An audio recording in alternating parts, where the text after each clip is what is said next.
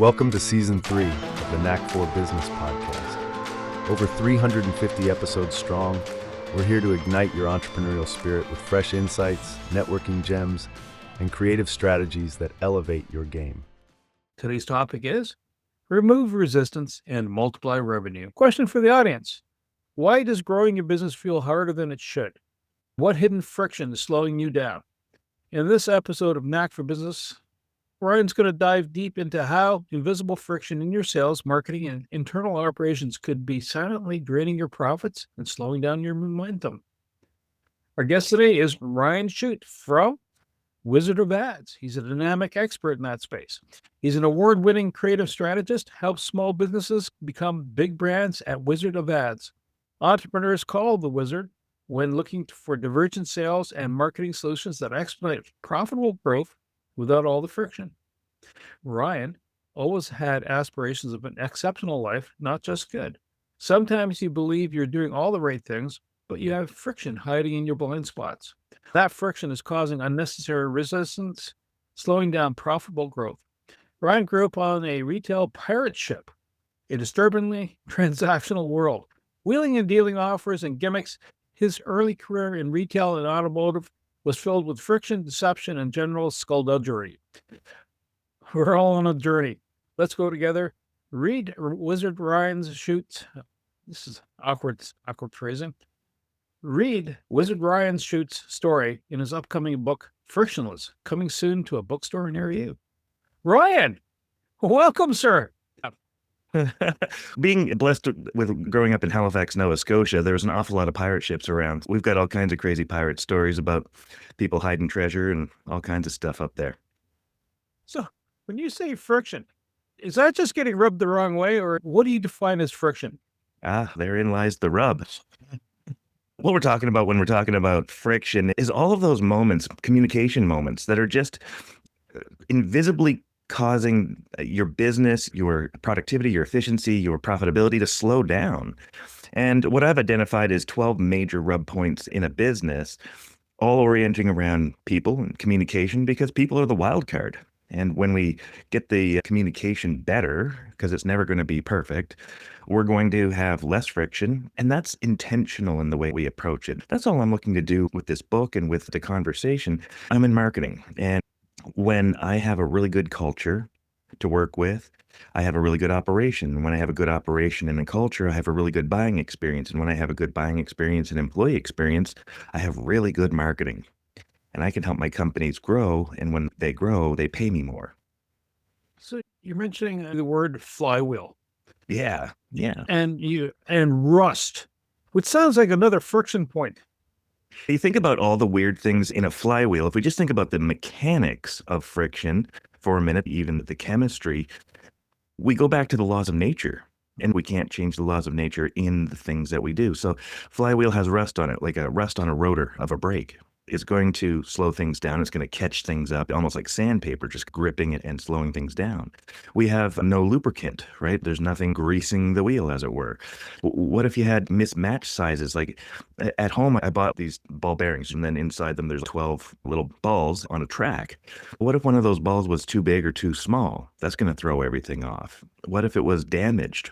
What if there was parts that were misaligned in it, and it just everything slowing down? And these are all of the metaphorical pieces of your business. The ball bearings are the people, and the brakes on a car are the tension that's required, because you actually do need tension. You actually do sometimes need friction. It's not a frictionless world, but it is about taking friction out of the parts that don't need to be there. Heck, even if you put extra weight on a flywheel, it's going to slow it down. Somebody said to me the other day that if a 757 plane flew into the mountain, it would cause less damage and make a smaller hole than a train fully loaded, like a full-on locomotive going 7 miles an hour. Because of the weight difference, it has a massive difference in the inertia impact and overall outcome. And then we think about how this all fits into electricity. We know that when we have the thing passing through the copper wire, we're going to get an electrical pulse.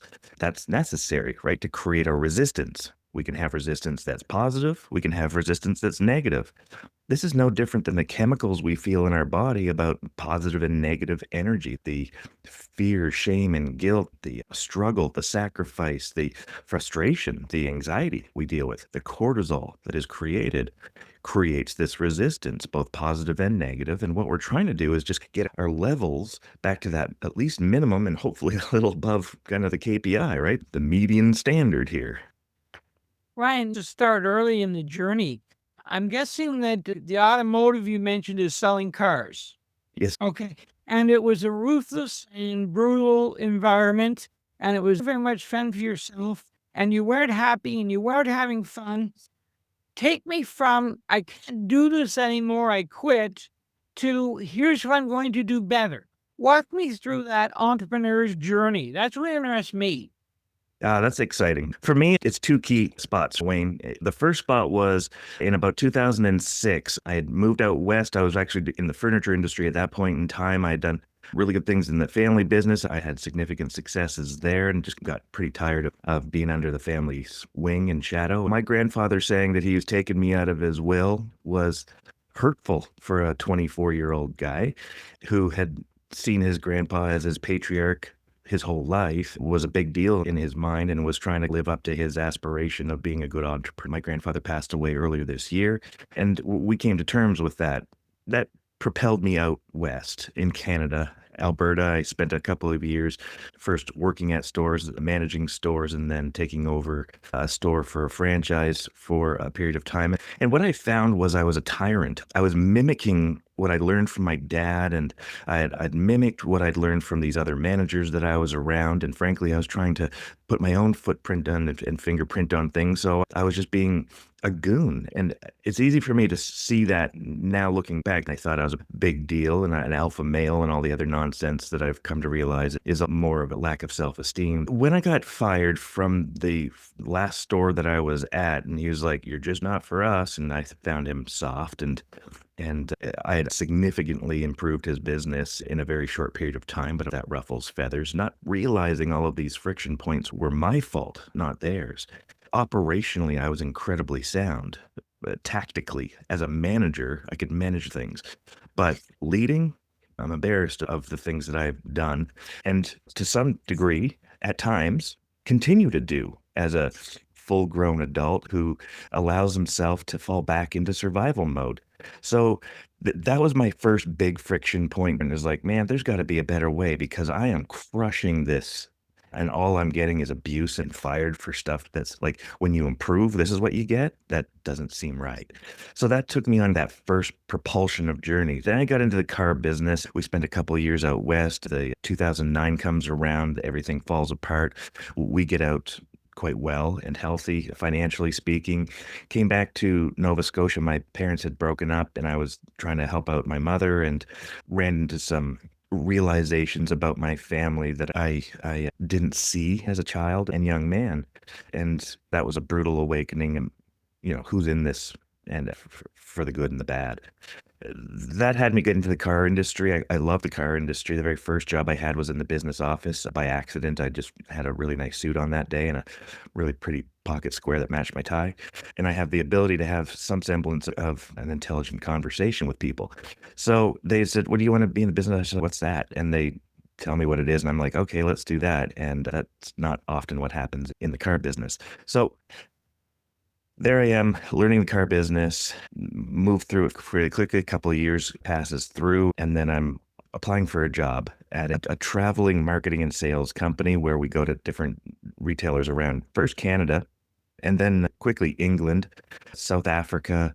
I went to obviously all of the UK countries and South Africa, went overseas to Australia, to New Zealand, up into the Pacific Rim, was doing marketing and sales. And the marketing was, we built out the whole marketing deck. It was all super transactional stuff. We would get in there, teach the salespeople to get on the phones and grind out a whole bunch of phone calls, get a bunch of people in, sell them a bunch of cars. And we would do a month to 2 months business in a day. So I was really good at that. And they said, well, take over Australia. So I take over Australia. It's a brand new market, and we get it up to 60 trainers. We rewrite the scripts. I do like the whole schmozzle, like I'm doing the thing. And then visas end, and I'm back in Canada where they've basically just beaten this horse to death and then kept beating it for another few years. And I'm like, this is awful. Everyone hates us going in there because we actually expect something. They hated me for sure because I wasn't the new hire anymore. The new hire now was a salesperson who had done a mediocre job on the sales floor, would go in there, commiserate with the rest of the salespeople, not expect them to do anything and get no result. And I'm like, no, man, if I'm going into work, I'm going in to crush it every single time. That's my personality. And if you don't like me, don't bring me back, but you will appreciate the money that I make you every single time. It was just awful. And I was like, I have to get out. In 2015, I go to Wizard Academy in Austin, Texas. By 2017, I quit at the automotive training, marketing, and sales company. It had gotten so terrible. I'm now on my own again, starting out, full consultations, trying to figure out what am I going to do here at Wizard of Ads. He invited me to become a partner. I didn't apply or anything. I talked to him and he said, you know what, you should be a partner. He told me what that was and I became a partner. I went to a class called Magical Worlds. It's a not-for-profit school in Austin, Texas that teaches marketing and communication. And that's where I learned there's a whole world that lives above this transactional, grindy, friction-filled, abusive, almost manipulative business that I've lived my whole life in. I'm 40 years old. And I just opened a door to a universe that I knew existed. It was absolutely revolutionary for me. It wasn't just an evolution. It was a full-on comet hitting the earth and mass destruction revolution of my belief system that had me on a 10-year trajectory to figure out how to remove friction from a business, because the same problems that I was seeing in all the other industries I was in were the same problems that my clients were dealing with, but now I was seeing it through a different lens and speaking with people with different words and terms and conceptualizations that allowed me to actually put into words the thing that I've been feeling and dealing with my whole life, which was this crazy amount of friction. Got a question for you. So you're coming up to someone and says, hey, Brian, teach me this. Give me that wizardry. Give me that frictionless love. How do I convert from what I am to understanding what I should be? It doesn't mean what I've gotten from what you've just told us is your core essence is the same. You've just realized, hey, certain things are, it can achieve a result, but you're not going to be loved afterwards. And what you want is the customer to love you, to come back, rinse and repeat.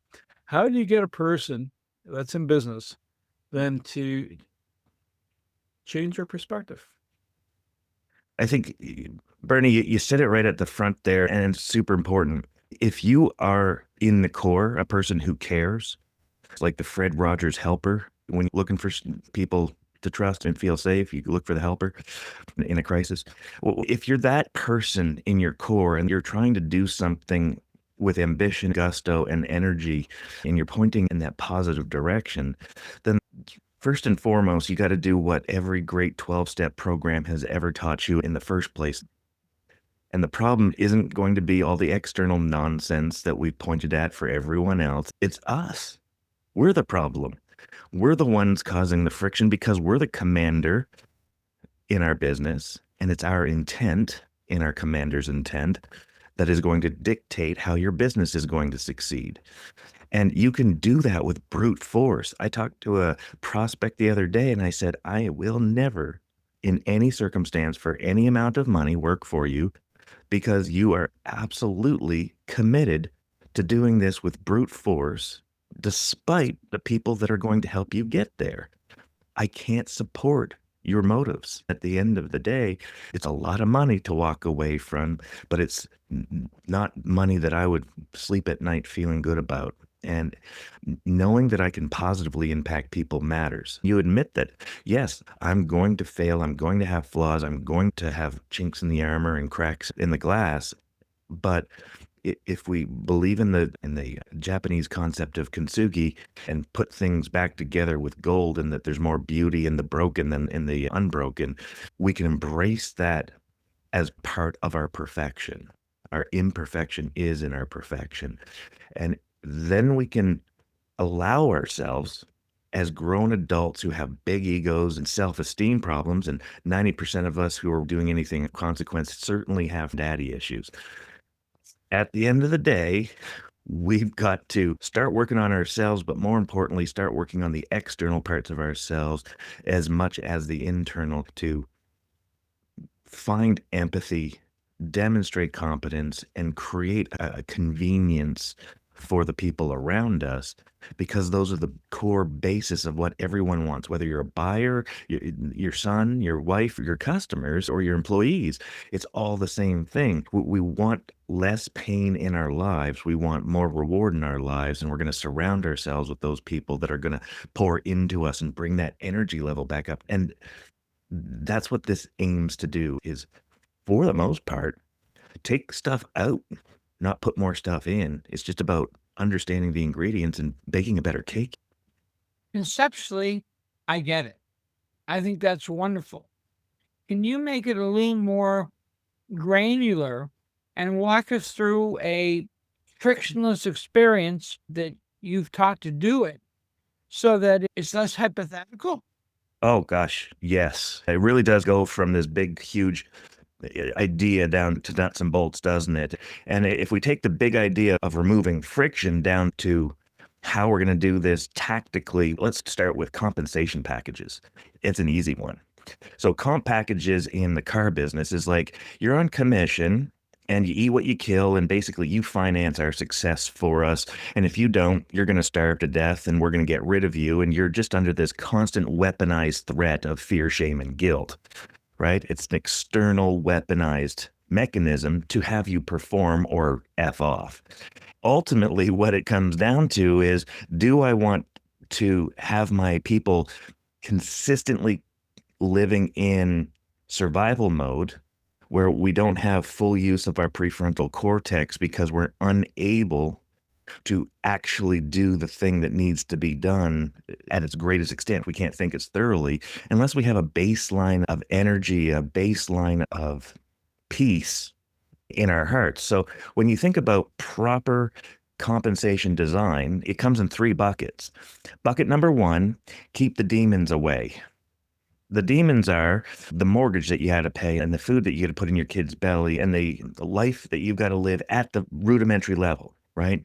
Let's cover the demons, right? And it's not the demons that you create yourself because you live a lavish lifestyle. It's the basic demons. We're not here to fund your flamboyance. We are here to make sure that you've got this kind of base thing sorted so that the rest of it can be performance. And that's the second piece. You get paid for the performance, not the performance of KPIs. If you're paying somebody off of a conversion ratio, just make up a number, because that's what all numbers are. They're just made up. And now they're expecting till, if I don't hit 50, you don't get paid this thing. I don't have control over the 50%. You have to give me enough leads to be able to do that. I need to have the quality of leads. You need to provide me with the inventory to sell at that level. And there has to be a demand for that particular product at that particular time, given the industry that we're in, for that to happen. So you've basically taken all of my control away and punished me off of your end. And now I'm set to deal with that, right? I'm paying for your incompetence as a business owner. Thinking of it from the sales guy's perspective, right? So no, you get rid of KPIs. You instead change it to the actions and behaviors that reach a KPI. Given that you gave me 100 opportunities, did I meet or exceed the expectation off of the actions I took to do that? For example, I'm a sales guy. I need to book 3 appointments a day to keep my roster full. If I'm ever going to have any success, I need to have 1 sale a day. That's how I measure success. I don't actually have sales quotas for any of my companies. I always have the expectation of what needs to be done in the day. We need to book 3 appointments. We need to sell 1 thing minimum. Anything else we can do maximum, right? There is no ceiling. That's the floor. So that's what my goal is. There is no sales quota, because I don't want you turning off on day 20 when everything's done, right? And vice versa. We don't want you doing despicable things to get to your number. We need to continue to scrap it out and work hard, but we're going to do that ethically and morally. We're not going to take the shortcut to make us feel good about the number we just hit. So now we've set up psychologically all of the friction points and removed all of the things that are going to create that are built in friction. The third thing I didn't mention was the thing that I never mentioned. I'm going to pay you a bonus. I'm just not going to tell you what it is. I'm not going to tell you that you are getting it. This is based on Daniel Pink's research in the book Drive. He talks about the now that rewards versus the if then rewards. If you do this, then you get that. That's performance pay. It needs to be done immediately. It's going to be a direct correlated reward to your actions and behaviors. Now that reward, I'm not telling you about. It's not going to be in any pay document. I'm not going to tease it out there as a carrot for you. You're just going to get it. Instead of me shooting up your dopamine like your pay does every 2 weeks, it's going to shoot up your oxytocin. When it shoots up your oxytocin, that's the bonding chemical, the loyalty chemical, the chemical of long-term employees and higher productivity without being asked, and getting rid of the that's not my job and the quiet quitting, right?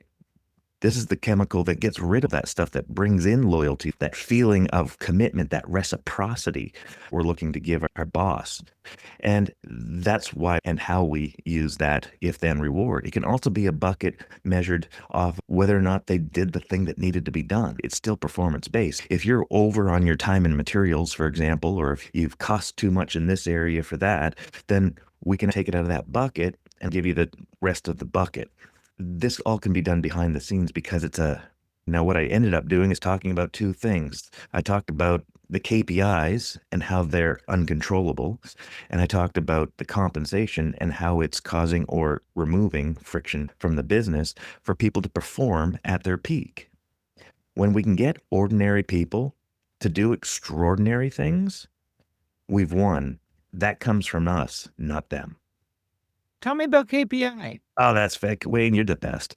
It's like, I've read some of Ryan's stuff. You have, I'm sure. I can't imagine why anyone would, but there's some good stuff there, but man, it gets heady. KPIs, key performance indicators. The problem with KPIs is that most people think that every performance indicator is a key performance indicator when most KPIs are actually just PIs. What we have to recognize in most businesses, any business that I've ever been in, an actual KPI in any kind of selling organization is what I call CAP, high cap or low cap. A high cap customer is a customer that is going to convert on the first sit, right? It's going to be a higher average profit or average ticket, and it's going to be more profitable. And if we break that down, we can break that down into actual departments and everything else. The long and short of it is that KPIs are the key KPIs of choice. The reason why this matters is because when we get distracted with other nonsense, we're spending all of our time chasing numbers that mean almost nothing almost all of the time.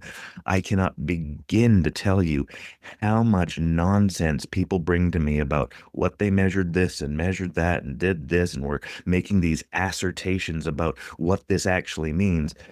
99% of the time, they have no clue what it means, and they are making clearly, hugely massive mistakes and decisions based off of flawed assumptions, interpretations, and data.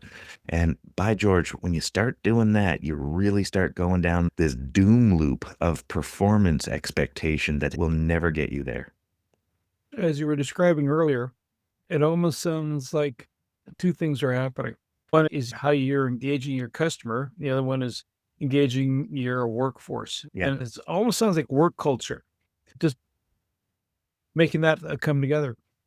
I get a sense that our egos are getting in our way a lot of times, whether you want to be the dominant person or you're feeling confident. Because if you're not feeling confident and you're nervous as all get out, you micromanage. How do you become cognizant of these blind spots? Sometimes you're doing it, right? You don't realize it till 2 years later and you're in another place and someone goes, WTF, what's going on? That's it. How do you have that coming to Jesus moment?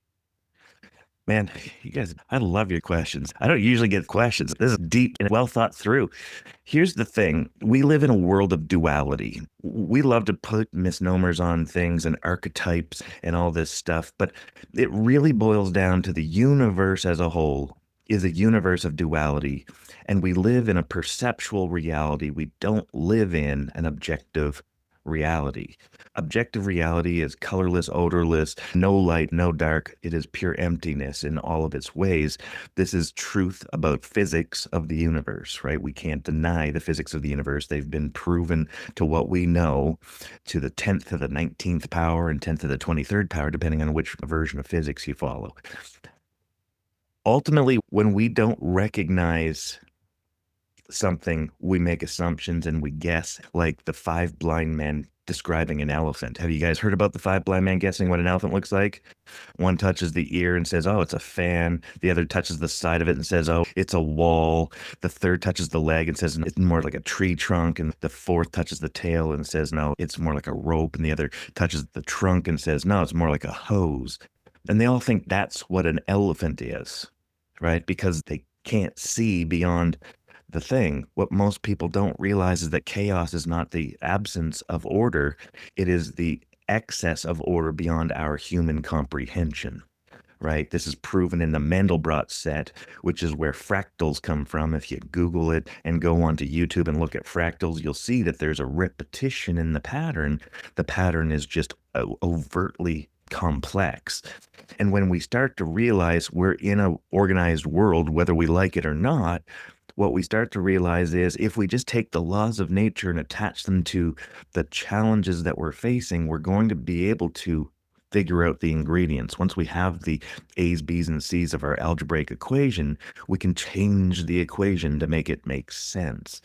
Blind spots happen when you get exposed to life and you start to believe certain things and don't allow yourself to do the thing. Just missed it. It's on Netflix. It's on Netflix or Prime or something. Yeah, I think it's on Prime.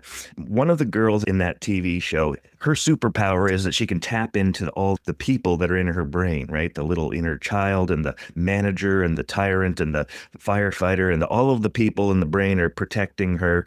She can turn that into an external superpower and then fight the fight that's going on. When you read the book No Bad Parts, which is a book my therapist had me read, it had me realizing, oh, geez, there is this whole committee in your head, and they have daddy issues as much as you do. That's where they come up. And the ego is the chairman of the board, right? And their job is to do one thing, the one thing that a committee can do. An external committee is just the same as an internal committee. And the internal committee is there to protect you, right? They can't do anything but be devil's advocate, led by this chairman of the board called the ego, all with the hopes of protecting the inner child, right? The inner child that is harboring all kinds of deep-rooted traumas and everything else that have us be the performers that we are in our own little ways. And what that means is that we have to have some sort of meeting with our committee and take control of that board meeting more often. We have to put a stop to the self-esteem diminishment, the weaponizing of fear, shame, and guilt within ourselves, the embracement of negative cortisol to help us pull up our bootstraps and do the thing. It's okay to internalize fear, shame, and guilt. It's not okay to have that weaponized against you, and it's not okay to weaponize it against yourself. Blind spots are living in this board meeting that you're having constantly, right? It's like real life. Right? Unless you're a solopreneur because you're sick and tired of all the meetings. But guess what? You're still having those meetings. They're just all happening in your head now. Right? So what do?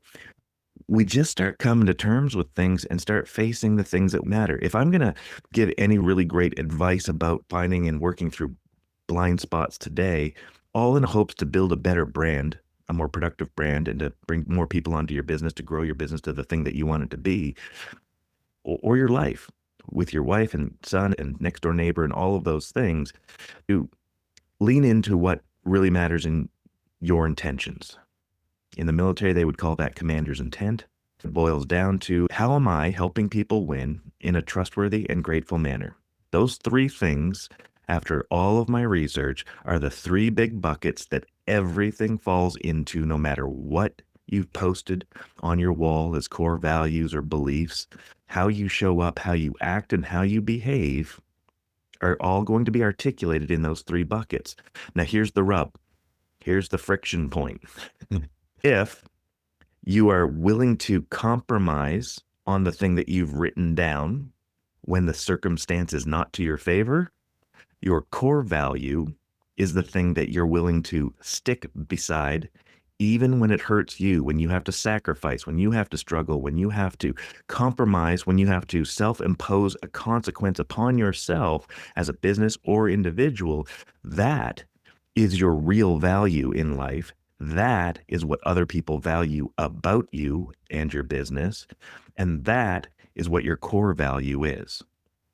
Wow. So, Wizard of Ads, how is that different from a marketing perspective? There's so many paths to go down here, right? Trying to capture everything. And I'm looking at our timer and I'm going, we're coming out of the home stretch time here. Yeah. And it's a great philosophy. I love it, what you're talking about. From a business in the company, say, hi, help me get that reach. How do you take that philosophy and walk this through? Yeah. Which we all carry in some way, shape, or form, and help someone going, okay, here's your reach. Yeah. A quick message. Got a mug in hand? Good, because freshly brewed coaching is best served with your favorite roast. Join Wayne Pratt and Matt Hawksley as they spill the beans on how everyday pros, just like you, can use real coaching tools to level up their careers, teams, and mindset. It's bold, it's real, it's freshly brewed. Grab your free shot of clarity at freshlybrewedcoaching.com. So most people like to talk about marketing as in, should I do Facebook ads, or what about radio, or should I do a billboard, or how should I wrap my truck? What should I call my company? Those are all pieces of marketing, right? But where most people miss the mark in marketing is one really big thing. Why should anyone give a crap? When we started the podcast, someone says, listen, why is anyone going to want to listen? Yeah. Sorry. I would suspect that if anyone is still listening to Ryan ramble on about the philosophy and psychology and biology of business mindset, they're probably at a point where they're like, this resonates with me. And yeah, I have been saying all of the superficial nonsense that anyone could say, and you could literally just take my brand name and replace it with 1,000 other brands. And that's not going to move the needle. Buying a whole bunch of pay-per-click is not going to move the needle. The message is going to move the needle. The one big thing that you stand for in the vision, in the eyes, and the heart of your customers is going to be the thing that changes your game forever. Now, I'm not talking about the Amazons of the world and the FedExes where they're so big at this point that they can become more superficial because of sheer size. I'm talking about the solopreneur, the small entrepreneur, the little guy who is starting out and fighting a guerrilla war, not a formal army, not a formal warfare. And guerrilla warfare is winning the hearts of the people. When you win the heart of the people, the mind will follow. Did you know that in the brain, there's this bouncer named Broca? Broca is a little part of the brain that says anything boring, predictable, and uninteresting is going to get chucked down the left side of the brain in the dark alley of logic and measurement. Anyone who's interesting, new, and different is going to get into club imagination. Now you're in this cool club, you're peacocking, you're around, people are looking at you, they're liking you, you've got their attention. Now, how do you hold their interest? You got to do and say something. So whatever dance you're going to dance, it has to be something that keeps their attention and has you endearing yourself to them until such time as they need your thing and their boyfriend that they're currently with is no longer of interest. That's the competitors that you're up against. And when you do make that connection, you get handheld and pulled back into the VIP room where decisions are made. That's the decision part of the brain. Remember, there's no room for words in the right side of the brain. That's all left side. We're justifying that. You know what the left side of the brain is? That's the gift shop on the way out of the VIP room. That's the gift shop where we just like, should we do this? Yeah, was your purchase? Yeah, let's get the t-shirt. We bought the t-shirt. It's the justification of what the heart has already made the decision to do.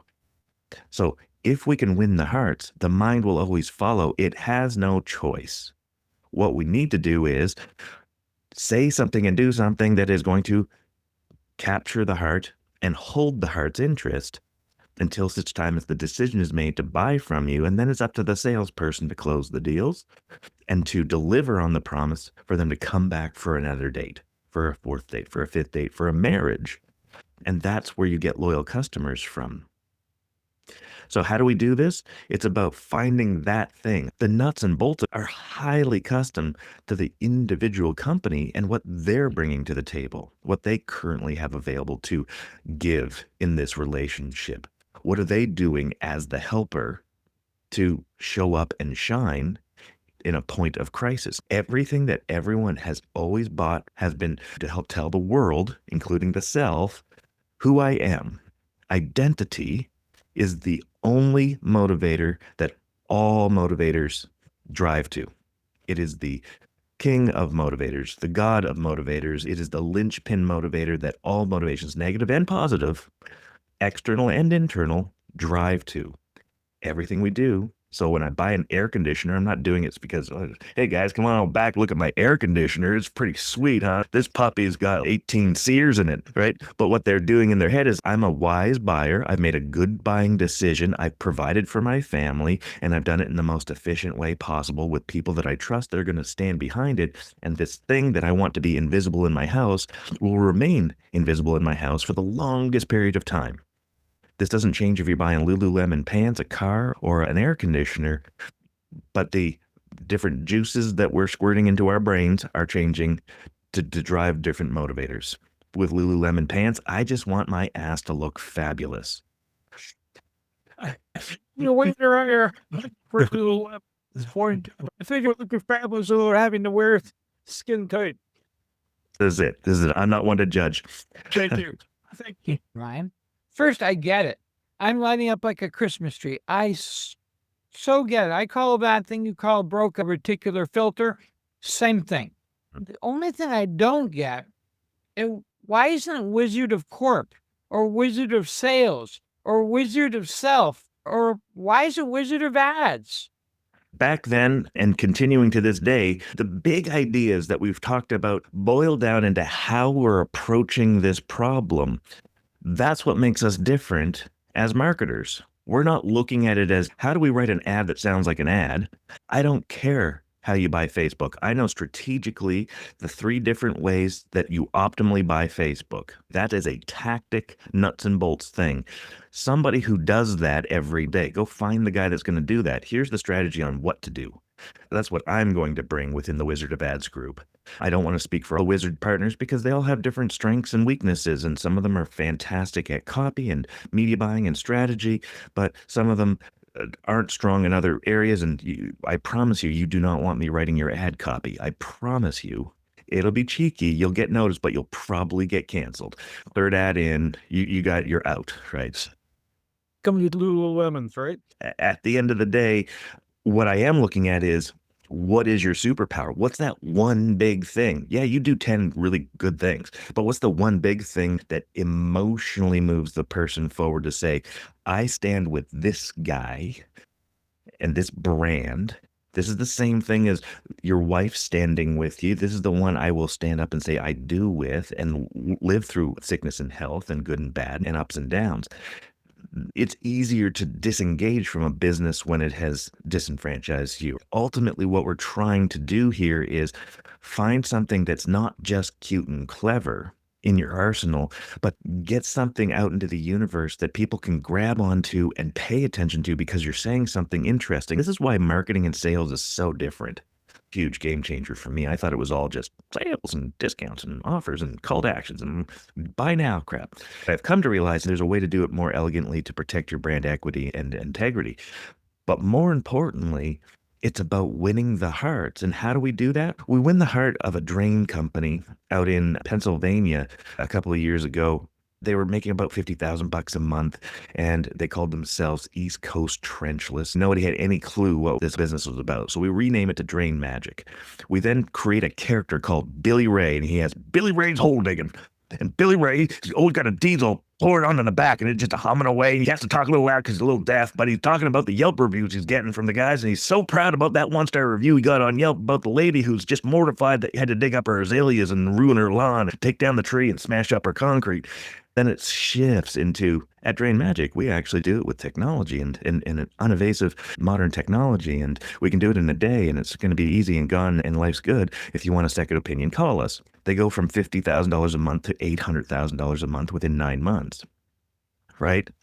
We're talking about massive shifts in the heart of the community. We put that on a radio station where 400,000 people hear it every single day, once or twice a day. And now all of a sudden, we've just won the heart of the customer because we've told a story, right? We became the story of the thing that the customer wanted.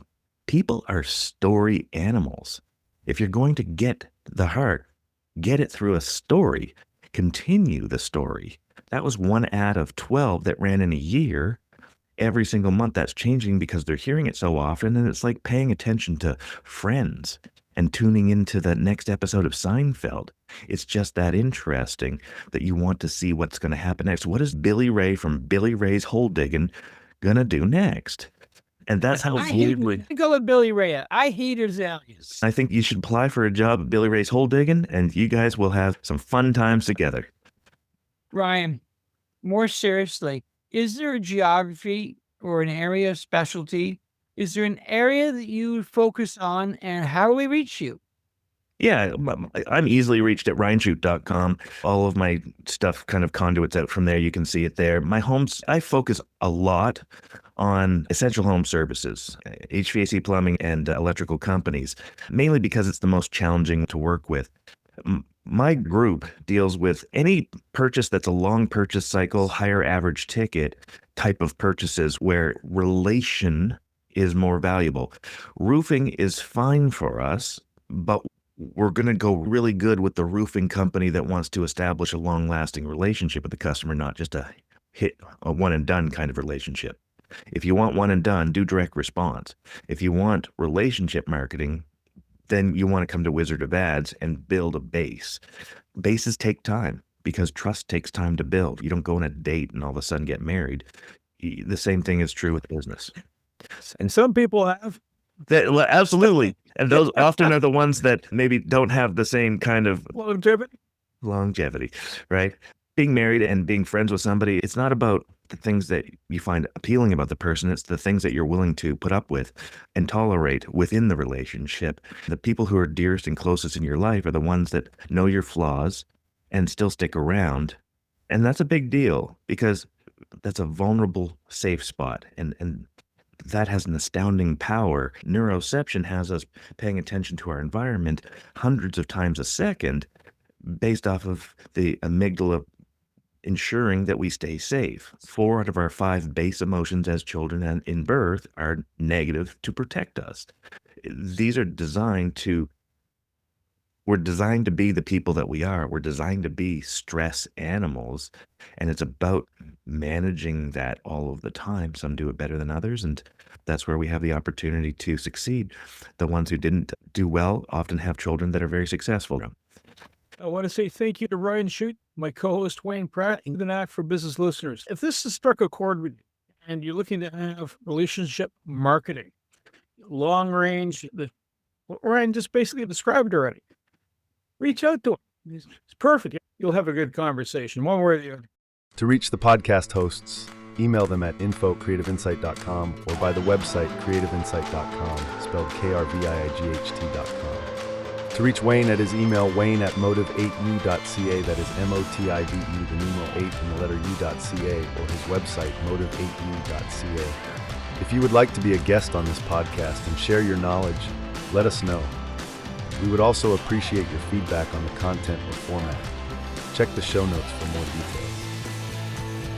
For these podcasts, we like to acknowledge the support and thanks to the following people: Carl Richards from Podcast Solutions Made Simple, a renowned podcast expert; Fred Crouch, who is the Property Wizard podcaster, where Bernie is a co-host; Jovan Strika from At Hive, a co-working space that is more than just a space; then Melanie Weber, Bernie's invaluable business partner; and Wayne Pratt from Motive 8U Inc., who serves as both a coach and co-host of these podcasts. Disclaimer: please note that the Knack for Business podcast episodes are meant solely for educational and general informational purposes. The information and opinions contained within are not intended to be professional advice on any subject matter. The thoughts, views, and opinions expressed by the participants are their own personal beliefs and do not represent the views of the podcast hosts or any affiliated organizations. It is important to note that this podcast is not a replacement for consulting with certified experts in your area who possess knowledge of your unique situation. The hosts of the podcast, along with any participants or affiliated groups, do not take responsibility for any actions taken or not taken based on the information presented in this episode. It is highly recommended that individuals seek guidance from their own personal advisors in fields such as accounting, law, or other pertinent areas prior to undertaking any actions or making decisions that may impact their financial, legal, or other aspects of life.